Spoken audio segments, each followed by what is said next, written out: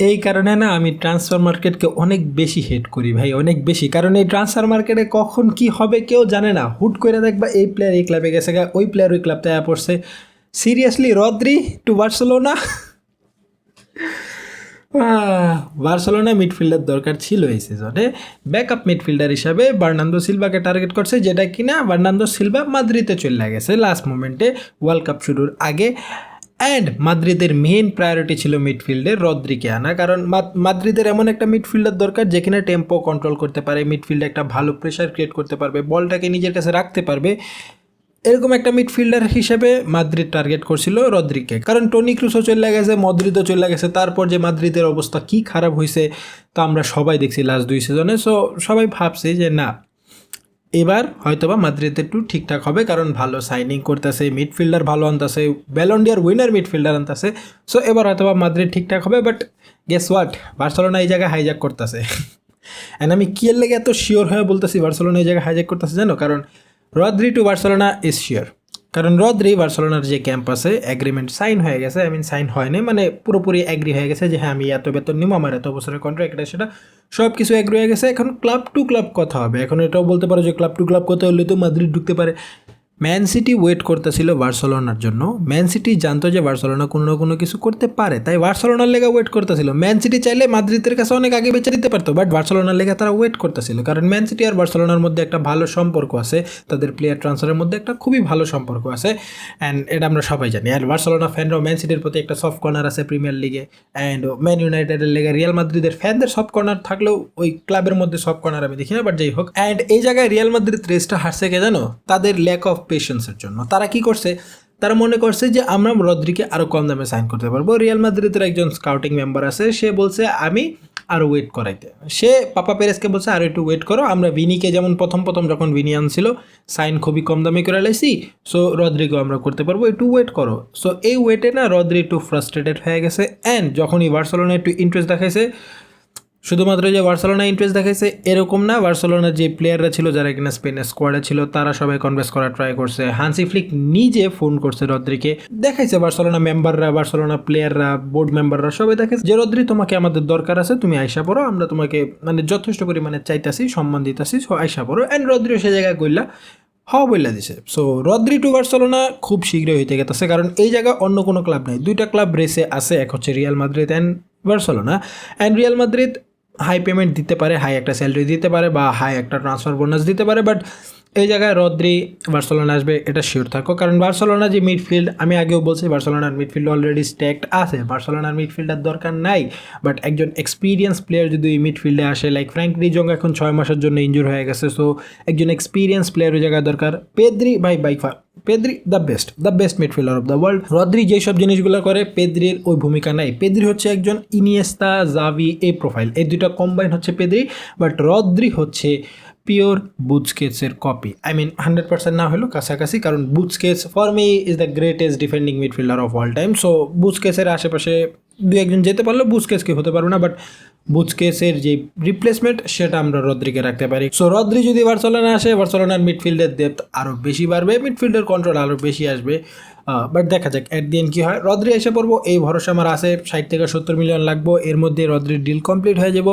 But ওদিক দিয়ে বার্সেলোনার আরও একটা ডিল নিয়ে কথা চলতেছে, সেটা হইতেছে অ্যালভারেজের। আই মিন হ্যাঁ, অ্যালভারেজ নিয়ে অনেক কথা আবারও হুট করে ওঠা শুরু হয়েছে, কারণ অ্যালভারেজের সাথে বার্সেলোনার যে মিটিং হওয়ার কথা ছিল ডেকোর, সেই মিটিং হয়ে গেছে। অ্যান্ড এই মিটিং থেকে আমরা একটা জিনিস বুঝতে পারলাম, অ্যালভারেজ যখন 10 তারিখে অ্যাটলেটিকো মাদ্রিদে আসবে, কারণ 10 তারিখের আগে তাকে না করে দিছে যাতে তুমি 10 তারিখের আগে না আসো, ভেকেশন কমপ্লিট করে তারপরে আসো। তো অ্যালভারেজ 10 তারিখে আসার পর সিমিওনে অ্যান্ড যে অ্যাটলেটিকো বোর্ড আছে তাদের সাথে ডিরেক্ট মেসেজে ডিরেক্ট কথা বলবে ভাই, ফেস টু ফেস হয়ে, যে আমি এই ক্লাব ছাড়তে চাই অ্যান্ড আমি অনলি বার্সেলোনা জয়েন করতে চাই, তোমরা বার্সেলোনার সাথে নেগোশিয়েট করো। সে চায় না কোনো পরিমাণের প্রোটেস্ট, লাইক আলেকজান্ডার ইসাক যেরকম প্রোটেস্ট করছিল সেরকম কোনো প্রোটেস্ট করতে চাইতেছে না। সে নর্মালি একটা ডিল এগ্রিমেন্ট করে ক্লাব টু ক্লাব ট্রান্সফার হইতে চাইতেছে। সো অ্যালভারেজ এই জায়গায় নর্মালি এসে কথা বলবে, ফেস টু ফেস কথা বলবে, তার যে ডিজায়ার বার্সেলোনা জয়েন করার জন্য, তার যে ড্রিম সেটার কথা বলবে। অ্যান্ড অ্যাট দি এন্ড হয়তো বা নেগোসিয়েশন হতেও পারে। বার্সেলোনাও এদিক দিয়ে রাজি হয়েছে যে বার্সেলোনার যে 100 মিলিয়নের অফার ছিল সেটা তারা আরও বাড়াবে, তারা নেগোসিয়েশন করবে অ্যাটলেটিকো মাদ্রিদের সাথে। অ্যান্ড অ্যাট দি এন্ড হয়তো বা আমি এখনও শিওর হইতেছি না, কারণ ভাই এই অ্যালভারেজ আর বার্সেলোনা যে সাগাটা চলতেছে খুবই কন্ট্রোভার্সিয়াল, খুবই ঝামেলাদায়ক। সো আমি এই জায়গায় কনফার্মেশন দিতে পারতেছি না, বাট রদ্রি টু বার্সেলোনা এটা কনফার্ম হয়ে গেছে। সো অ্যালভারেজের এই কাহিনিটা হইতেছে 10 তারিখের পর আমরা দেখবো যে অ্যালভারেজ যখন প্রেশার দিবে অ্যাটলেটিকো মাদ্রিদের উপর, তখন কীরকম একটা স্টেটমেন্ট আমরা পাই, অ্যাটলেটিকো মাদ্রিদ কীরকম একটা মানে খেলা বা স্টেপ আমাদেরকে দেখায়। এই দিক দিয়ে রিয়াল মাদ্রিদ আরও খেলা খেলে দিছে। হ্যাঁ, রদ্রির রেসে হাইরা গেছে, বাট তারা আরও দুইটা রেসে উইন হয়ে গেছে। এক হইতাছে ইয়ান্ডিও মান্ডে। সো ইয়ান্ডিও মান্ডের আমি কথা বলছিলাম যে তার লিগ্যাল অ্যাকশনের কথা চলতেছে। সো সেই ঝামেলাটা শেষ হয়ে গেছে, লিগ্যাল অ্যাকশনের আর কোনো ঝামেলা নাই। অ্যান্ড এখন আমি যা দেখতেছি যে ইয়ান্ডিও মান্ডে হয়ে গেছে রিয়াল মাদ্রিদের সবচেয়ে বড় সাইনিং, সবচেয়ে বড় এক্সপেন্সিভ সাইনিং। কারণ এর আগে যে ছিল সে ছিল জুড বেলিংহাম, 130 বা 30-38 এরকম ছিল। বাট ইয়ান্ডিও মান্ডেকে তাদের সাইন করতে হইতেছে 140 মিলিয়ন। 140 মিলিয়নের বিনিময়ে ইয়ান্ডিও মান্ডেকে সাইন করবে, ভাই একটু বেশি ওভার প্রাইস হয়ে গেছে না? হ্যাঁ, বয়স কম, ইয়াং ট্যালেন্ট, অনেক পটেনশিয়াল আছে, বাট 140। বাট যাই হোক, মাদ্রিদের কাছে টাকা আছে, কার কি করার, মাদ্রিদের টাকা আছে, প্লেয়ার দরকার নিয়ে নিব যতই লাগুক। So Yan Diomande to Real Madrid খুবই শীঘ্রই হয়ে গেছে। তুমি হয়তো বা আজকের মধ্যে নিউজ পেয়ে যাবে হিয়ার উই গো এসে পড়ছে, যদিও আগেও আছে, বাট এগ্রিমেন্ট সাইড হয়নি। আজকে হয়তো বা তুমি রিয়াল মাদ্রিদ থেকে অফিসিয়াল স্টেটমেন্ট পাইবা যে ইয়ান্ডিও মান্ডে তাদের প্লেয়ার হয়ে গেছে। অ্যান্ড রিয়াল মাদ্রিদ শুধু এই জায়গায় থেমা নাই, রিয়াল মাদ্রিদ আরও একটা প্লেয়ারকে সাইন করছে, ইয়াং বলা যায় না, বাট তাও নতুন ট্যালেন্টই, সেটা হইতেছে ভিনিসিয়াস জুনিয়র। হ্যাঁ, সো ফারহান তোরেস বার্সেলোনার সাথে যেটা করতে চেয়েছিল যে পিএসজির ইন্টারেস্ট দেখায় বার্সেলোনা থেকে বেশি বেতন নিব, ভিনিসিয়াস ওই সেম জিনিস করে লেছে। আর্সেনাল ভিনিসিয়াসের প্রতি খুবই ইন্টারেস্টেড ছিল, মানে সাইন করে লেছিল অলমোস্ট। ভিনিসিয়াস ওই জায়গায় দেখাইতেছিল যে আমি রিয়াল মাদ্রিদে থাকবো না, আমার বেশি বেতন না দিলে আমি থাকবো না। রিয়াল মাদ্রিদও কয়েছে তুই যাই কর, তোরা আমি বেশি বেতন দিব না। সো এই জায়গায় অনেক বড় কাহিনী চলতেছিল। আর্সেনাল ফ্যানরা খুশি হয়ে গেছিলো যে ভিনিসিয়াস জুনিয়র আর্সেনালে জয়েন হবে। অ্যান্ড আমি আমার আগের ভিডিওগুলোতেও বলছি ভিনিসিয়াস আর্সেনালে যাবে না, ভিনিসিয়াস রিয়াল মাদ্রিদ ছাড়বে না। অ্যান্ড ঠিক তাই হয়েছে, কারণ ভিনিসিয়াসের যে কন্ট্রাক্ট ছিল 15 মিলিয়নের মতো তার বেতন ছিল, সেটা একটু প্লাস হয়েছে। কত হয়েছে সেটা আমরা এখনও মানে ডিসক্লোজ হয় নাই, মানে অফিসিয়াল স্টেটমেন্ট আমরা পাইছি যে জয়েন হয়ে গেছে একটা 6 বছরের কন্ট্রাক্ট, 2032 পর্যন্ত কন্ট্রাক্ট সাইন হয়ে গেছে গা। সো ভিনিসিয়াস রিয়াল মাদ্রিদেই থাকতেছে। বাট দ্য থিং ইজ, তার বেতন বেশি না বাড়লেও তার যে ইমেজ রাইট ছিল সেটা বাড়ছে। তার ইমেজ রাইট 50-50 ছিল, যার কারণে সেখান থেকে অনেক বেশি, মানে বলতে গেলে ভিনিসিয়াসকে যত বেতন দেয় রিয়াল মাদ্রিদ তার থেকে বেশি ইমেজ রাইট থেকে কামায় নেয়। সো ওই জায়গায় একটু পার্সেন্টেজের নড়াচড়া করা হয়েছে। রিয়াল মাদ্রিদে একমাত্র এমবাপ্পে ছিল যে কিনা ইমেজ রাইটের দিক দিয়ে সবচেয়ে বেশি পেত, 50-50 ছিল না, বাকি সব প্লেয়ার 50-50, বাট এমবাপ্পে একটু বেশি পাইতো, 70 বা 80 মতো। সো ভিনিসিয়াসও এই জায়গায় একটু লিভারেজ পাবে, হয়তো বা 60% মতো করা হয়েছে।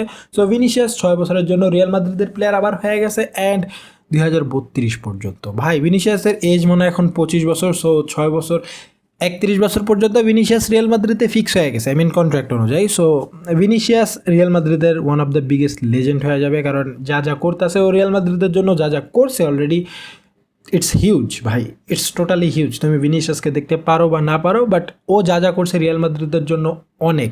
লাইক একটা সিজন তো এমন গেছে ব্যালন ডি'র শর্ট পয়েন্ট ছিল, লাইক রদ্রি গেছে, হাইরা গেছে, বাট অ্যাট দি এন্ড ওই সিজন ভিনিসিয়াস বলতে গেলে রিয়াল মাদ্রিদকে টানতা ছিল, রিয়াল মাদ্রিদকে নিজের কাঁধে করে টানতা ছিল, একা না টানলেও বাট অনেকখানি সাপোর্ট দিতে ছিল। সো ভিনিসিয়াস রিয়াল মাদ্রিদের জন্য অনেক কিছুই করছে। অ্যান্ড অ্যাট দি এন্ড এই ক্লাবকেও ছাড়বে না, রিয়াল মাদ্রিদকেও ভালোবাসে, ও হাই স্যালারি চাইতেছিল, হাই স্যালারি দিতেছে। সো ভিনিসিয়াসের যাওয়া আর হচ্ছে না। সো এই 4টা বিগ নিউজ ছিল আজকে ট্রান্সফার মার্কেটে।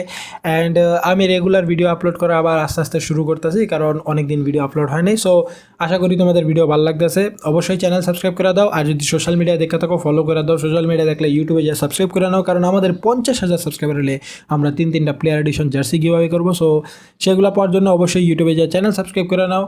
অ্যান্ড দেখা হচ্ছে তোমাদের সাথে নেক্সট কোনো ট্রান্সফার আপডেট নিয়ে বা নেক্সট কোনো ম্যাচ রিভিউ নিয়ে। মনে হয় আগে ট্রান্সফার আপডেটই আসবে, কারণ ম্যাচ আসতে অনেক দেরি আছে। সো দেখা হচ্ছে তোমাদের সাথে সেই ভিডিওতে। Until then, peace out.